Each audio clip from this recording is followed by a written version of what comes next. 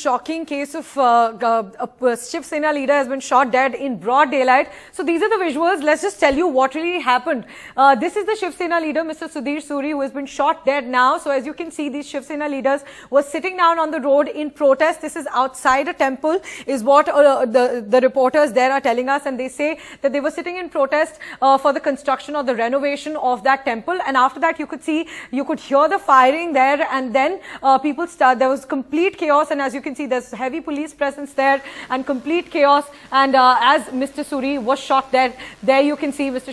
Suri after he was shot, after they were sitting in those protests. Our local reporters are also telling us that the Khalistan had also issued threats against him, and they had also warned him earlier. But currently it's not clear who's behind this attack and which organization is behind this attack, though the police has arrested the accused. The police also told us that the weapon that was used to shoot at Mr. Suri has also been recovered from the accused. So the accused has been arrested, the weapon has been recovered. That's the detail that the police has shared with us till now. The police were also asked how many shots were fired at Mr. Suri, but the police said that the hospital has not confirmed that as of yet. But it's absolutely shocking. He's shot dead on the street in broad daylight while people were protesting near a temple. Lots of people around him, as you can see. So it wasn't that he was in isolation, but even then, when he was sitting in that group, firing was heard, and that's when the entire crowd got to know that Mr. Suri has been shot dead. Now, what we also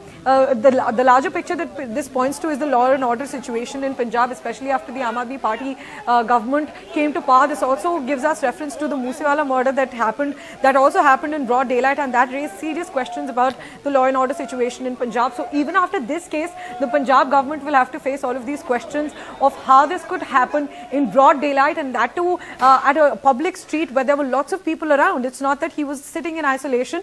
So the Punjab government will have to answer how this could happen. The Punjab police will have to answer. The Amritsar police commissioner was telling us that now the accused has been arrested.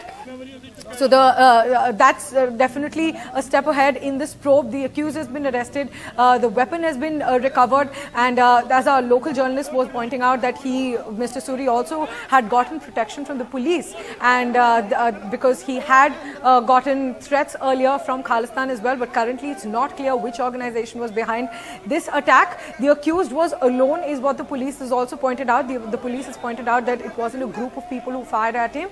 It wasn't many people together. The accused was alone, and he executed this attack all alone, and the weapon has also been recovered. These are visuals that you're seeing right after Mr. Sudhir Suri was shot at, and the previous visuals were of them sitting in a protest. This is what we're being told. It was a protest that was outside a temple for the reconstruction or the renovation of the temple. There you can see Mr. Sudhir Suri sitting at that protest, and after that we heard firing, and there was entire chaos and larger questions on the law and order situation in Punjab, and this case emerging from Amritsar, a murder case in broad daylight.